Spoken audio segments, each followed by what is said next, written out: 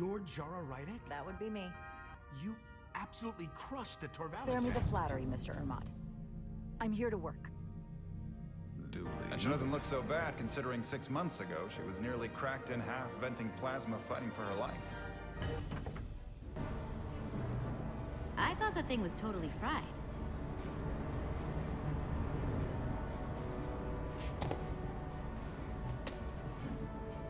Nice work, I Carter. can see with Neely. And not a Lieutenant moment too Commander soon. We were just looking for you, Commander. Petty Officers Ed Solar, Diaz. I am a Vulcan, Mr. Diaz. Flattery is not necessary. All that I require is that you do your job. Do not delay. Yes, Roger Commander that. Chova. Hold on. Now there's an old face I didn't expect to see again. Good to go.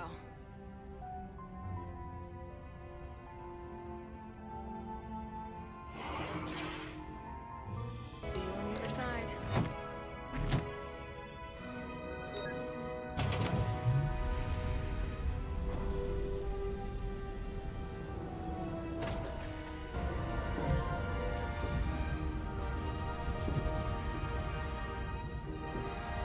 That view never gets old.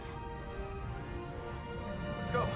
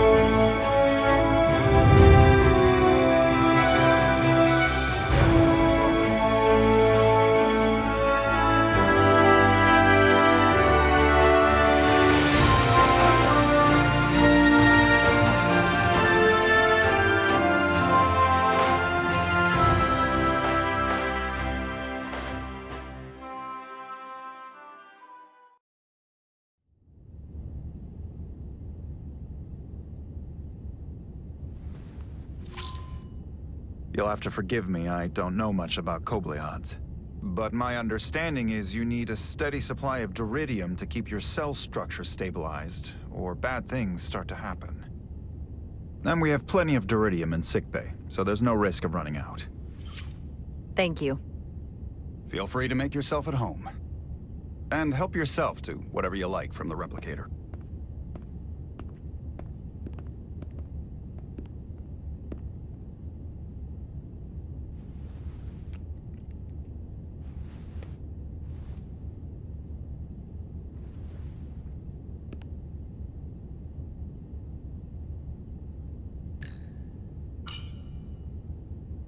We'll be out there soon. Going where no one has gone before.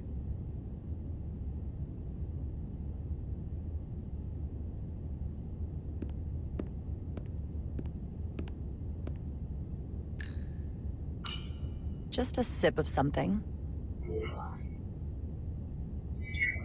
Tea.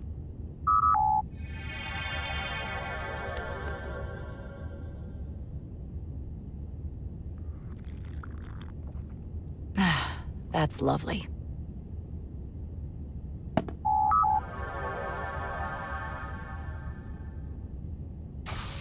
Jara Rydek. Last time I saw you, it was graduation from the academy. You'd already secured one of the most prestigious assignments possible. And you were burning with enough ambition to fuel 7 trips around the Necrid Expanse. It's good to see you again, Captain. I could not be happier to have you on the Resolute. My only regret is that we couldn't provide you with a warmer welcome. The arrival of a first officer to her new ship deserves a bit of fanfare. But, unfortunately, we've had our hands full with the refit. You can spare me the pomp and circumstance. There's plenty of work to be done without all that. You always had a work ethic like nothing I'd ever seen. That's just what this ship needs at the moment. As I'm sure you've heard, we've had a rough go of it these last 6 months. The ship suffered some damage, but not nearly as much as the crew. You'll have to forgive me. I don't really know the details.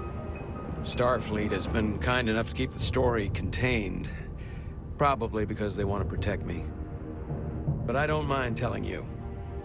We were on the verge of a major scientific breakthrough. A quantum leap forward in warp core technology. 10,000 teradynes per second. The ability to travel at a sustained rate of speed longer and faster than we ever dreamed. What would have been the crowning achievement of my career. Right there, within our grasp. Until it all went so horribly wrong.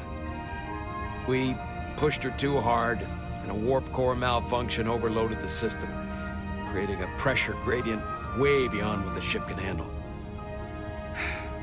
It was heartbreaking. We lost some of our best people. As captain, I have to take full responsibility. It was my decision to make, and I have to live with the consequences. You have to look to the future. You can't dwell on the past, on things you can't change. There's nothing that can be done about it now. In my defense, I will say, I might have avoided the whole ordeal if my senior staff had been willing to trust me. There was a lot of pushback from my former XO, and I think that cost me his confidence.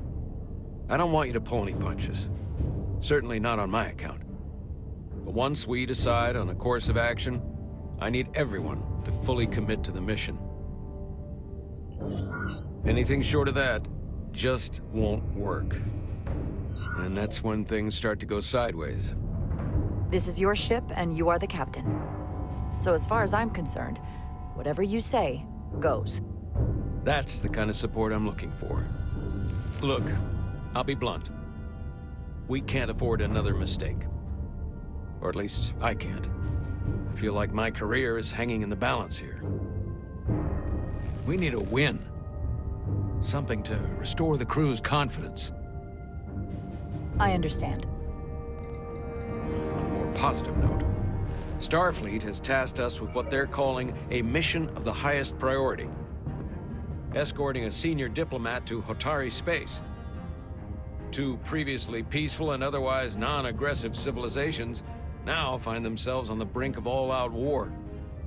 So it's a peacekeeping mission. I see it as a golden opportunity to not only prove what the Resolute and her crew are truly capable of, but also a mission for which we're uniquely qualified.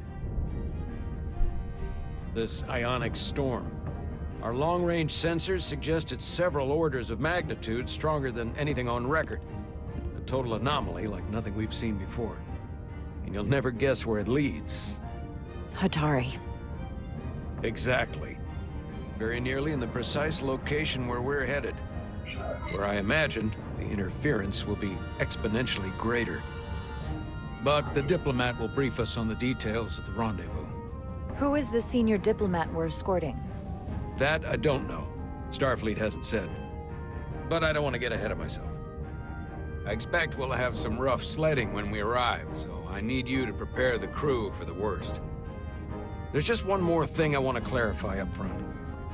The metric that for me will be the ultimate measure of your success. What is it? If after serving as my first officer, you don't one day find yourself with a ship of your own, then I will consider it my personal failure. When that might happen is entirely up to you. But it goes without saying, you have my full support.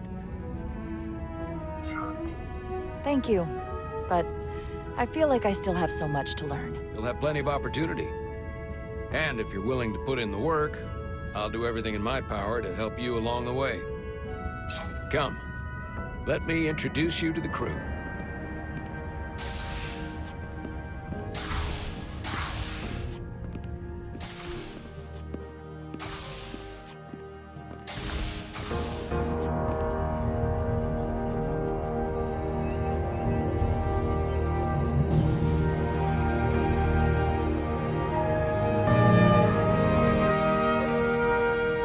Everyone, if I could have your attention for a moment. I'd like to introduce Commander Jara Rydek, our new first officer. Some quick introductions. This is Lieutenant Handar, our helmsman, one of the best in the business. One of? Well, what he lacks in humility, he more than makes up for in ability. A pleasure to meet you, Commander. Likewise. Next, we have Commander Westbrook, our Chief Science Officer. I've come to rely on his expert counsel on a regular basis. Pleasure. Commander Rydek, it is such an honor to meet you.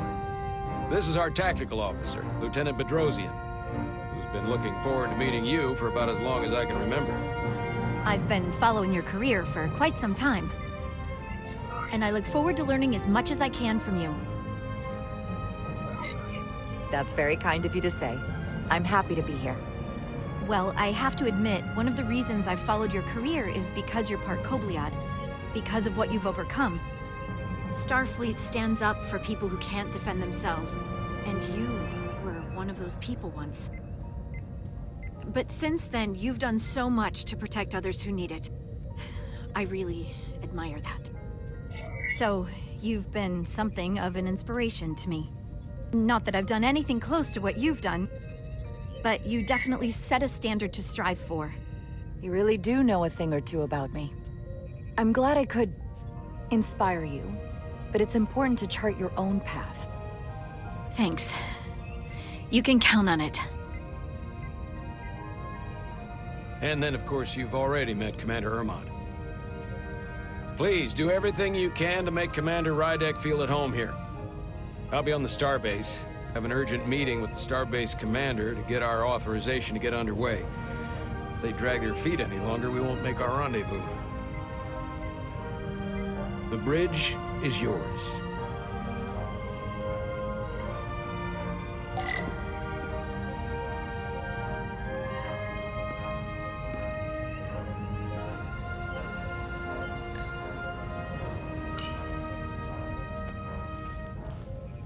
Commander, Chief Engineer Chovak needs to lower the structural integrity field. He's sent a crew out to recalibrate the emitters in response to the danger posed by the storm. We just need your go-ahead. Permission granted. Lowering structural integrity field, now. Entering maintenance mode. Condition blue.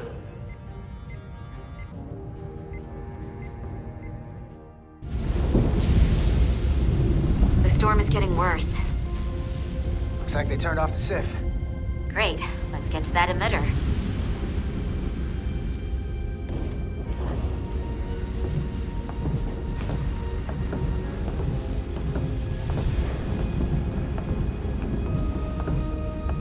Every time we're out here, I half expect to see her in pieces again. She's still got some scars on her. It adds character. When I joined Starfleet, all I wanted was a ride out of town. But this isn't exactly how I pictured it. On the outside of the ship? No. Sometimes it feels like we're just part of the machinery.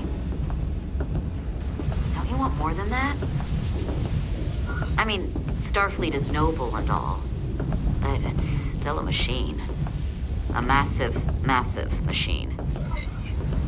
Yeah, of course I do. Starfleet's an open door. We just have to walk through it. You wanted to get away.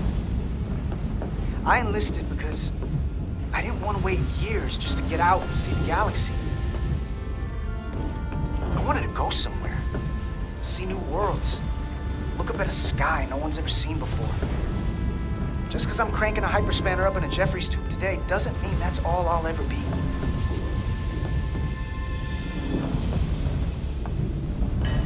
Diaz to Commander Chovak. We are at the SIF emitter. Acknowledged. You may proceed with the recalibration.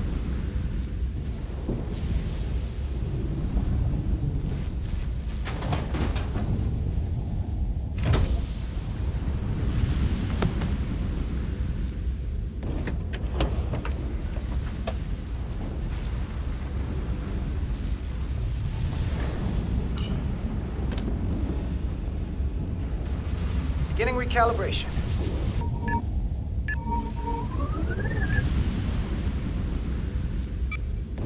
Looks good. That wasn't so hard.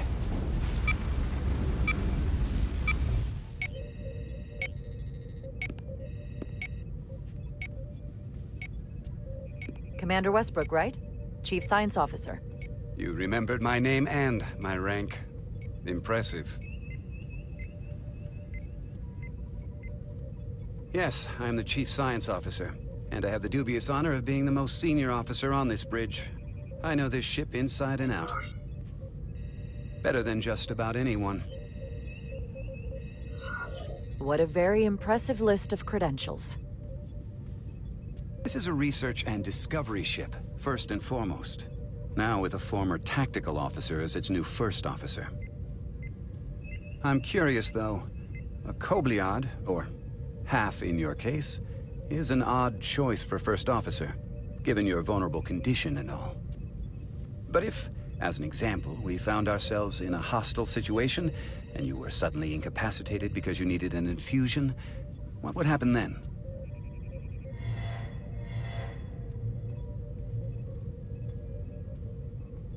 You'd leave Captain Solano without an XO. Granted, that would be a worst-case scenario, but not outside the realm of possibility. In my entire career, it's never been an issue, or caused the slightest problem. And I don't expect this to be any different. I was just curious, that's all. Listen, can I be blunt, Commander? I see no reason to stop now. Commander Sutherland, your predecessor, was one of the best first officers in all of Starfleet. His record was impeccable and his reputation was without equal. I mean no disrespect, but the shoes you're stepping into are almost impossible to fill. He was loved by the crew, and he was one of my closest friends. So I can only hope that you'll live up to expectations. I don't think I could ever replace Commander Sutherland. And it would be a mistake to even try.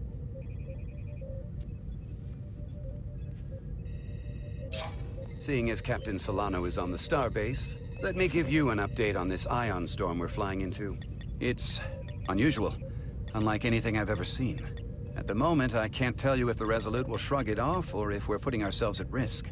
However, if we learn more about its patterns, its nature, we can come up with a scientific countermeasure. Just a moment.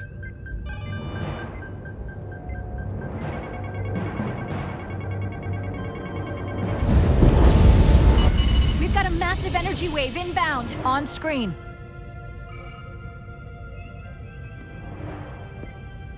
Tracing its trajectory. Starbase docking clamps are holding. The storm's emissions are fluctuating, coming in waves. And if my projections are right, we're about to get hit by a wide-band burst of ionic energy, like a tsunami. I'm reading power abnormalities all over the ship. Red alert! Aye.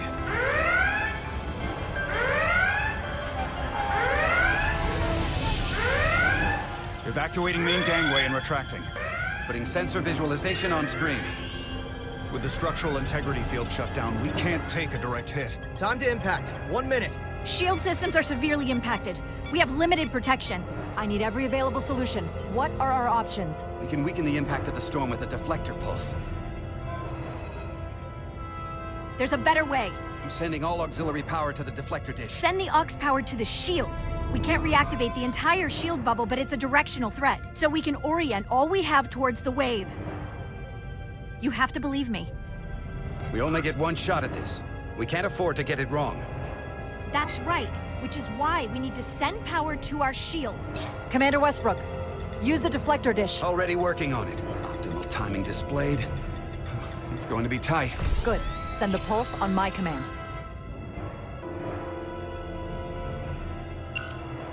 Now! We got it! This is it! All hands, brace for impact.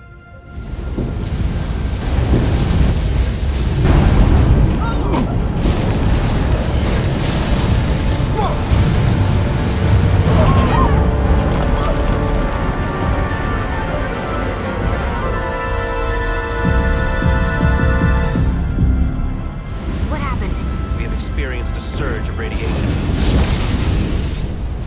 Oh, you don't say. This radiation supercharged the plasma, forcing it to backflush through the system and creating a dangerous imbalance. Blow out every primary system on the ship. Just tell us where you need us.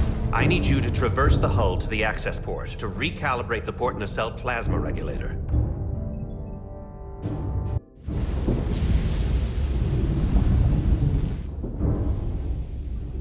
We've reached the first access point. Understood. Do you see the override for the level 1 failsafe circuits?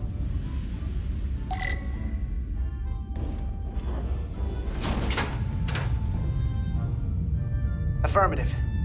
Engage the override. It should allow us to stop the EPS flow to the warp engine without triggering an automatic core shutdown.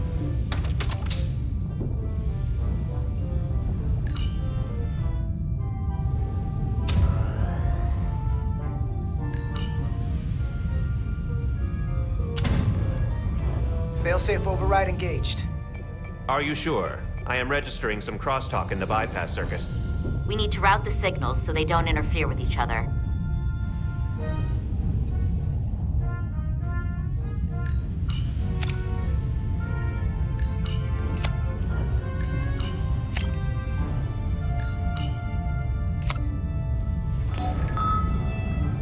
Diaz to Resolute.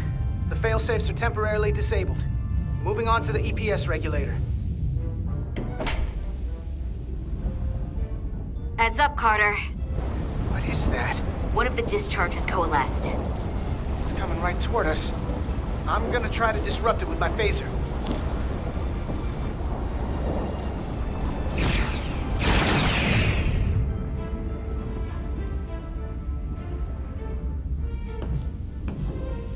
So we gotta climb up the pylon. Not that there's really an up, but, you know.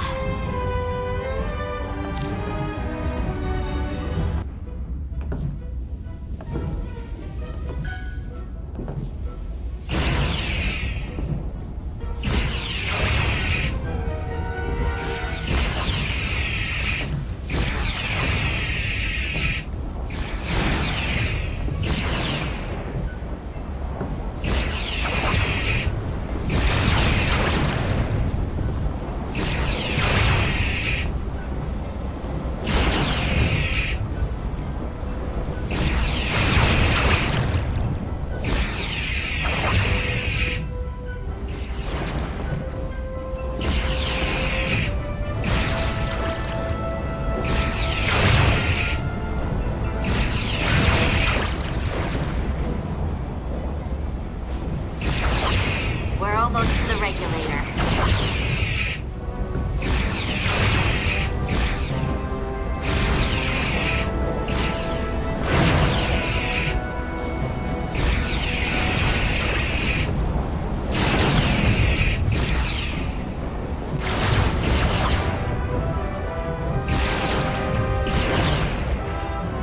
We're at the regulator. Opening the access panel. I am now halting the EPS flow to the port nacelle. We have little time before it causes an overload in the engine. You must work efficiently.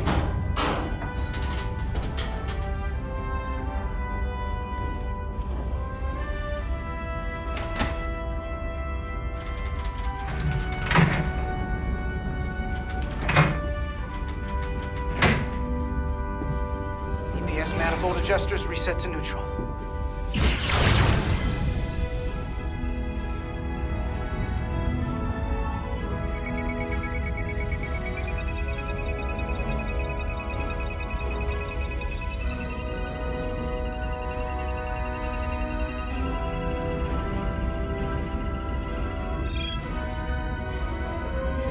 egress lines to the port warp engine are back in balance.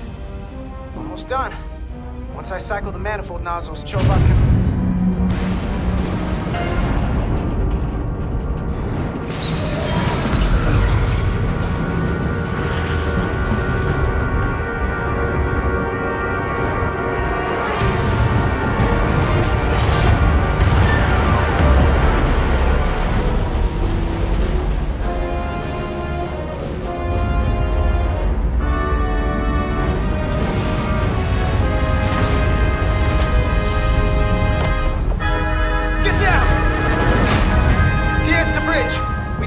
docking clamp. We've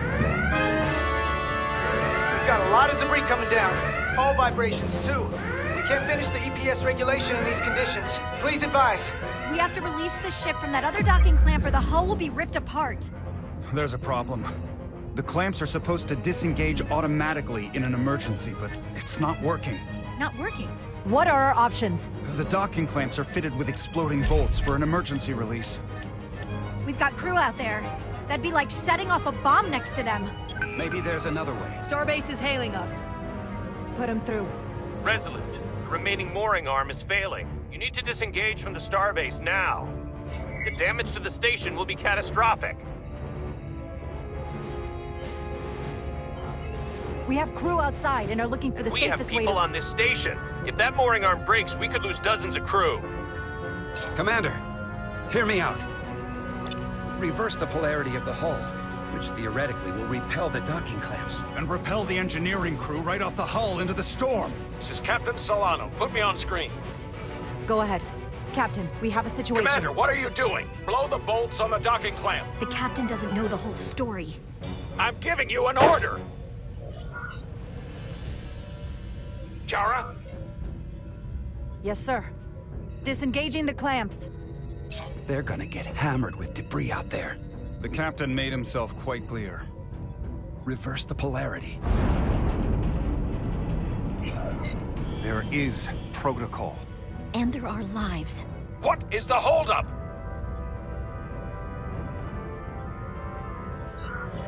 We're going to blow the bolts. Starbase, stand by.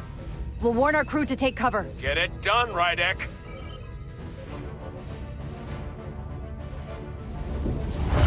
Repair crew, this is Acting Captain Jara Rydek. Be advised, you have more micro-debris incoming. Find cover. Cover? Lily, get under the access panel. It's armored with duranium. But what about you?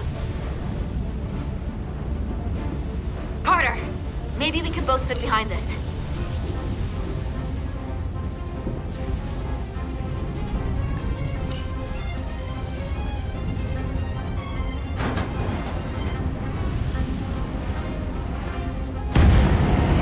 They've blown the other docking clamp. Hurry!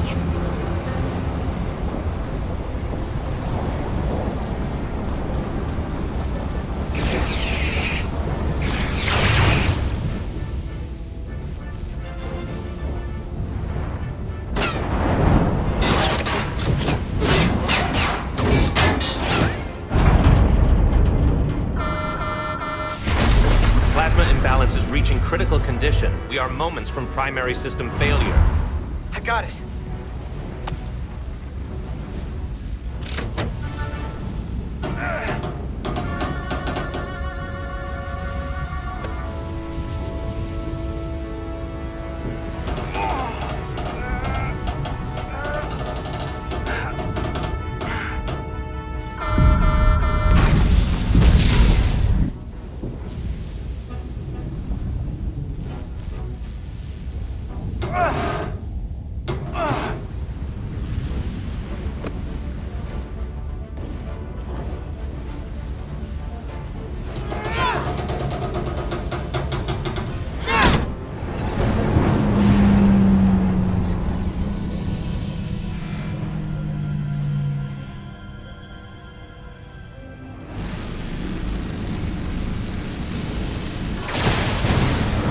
Look out!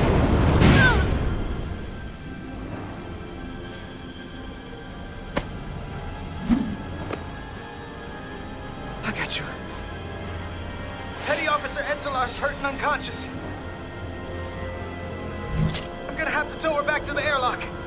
Mr. Diaz, the situation has changed. You are at risk of triggering a substantial electromagnetic arc if you approach the main hull the way you came. But Commander, the way we came is the nearest airlock. There is an auxiliary hatch near you on the far end of the pylon. You must bring Miss Edsolar there to access the interior. Roger that. Going there now.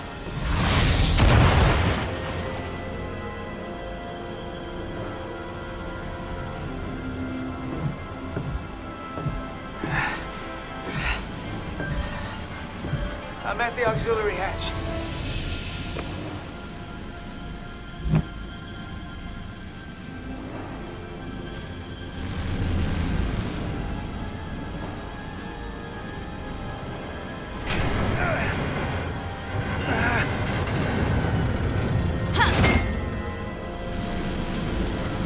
You go first. What? Let me save your neck this time. No time to fight me on this. Get in there! Not on your life. Let's not let it come down to that.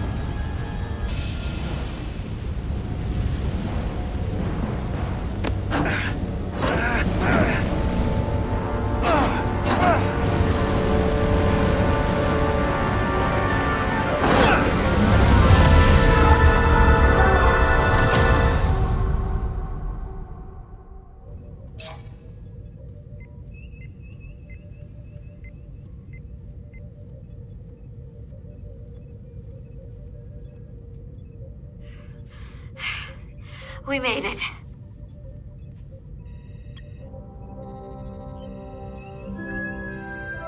They're safe, bringing the SIF fully online.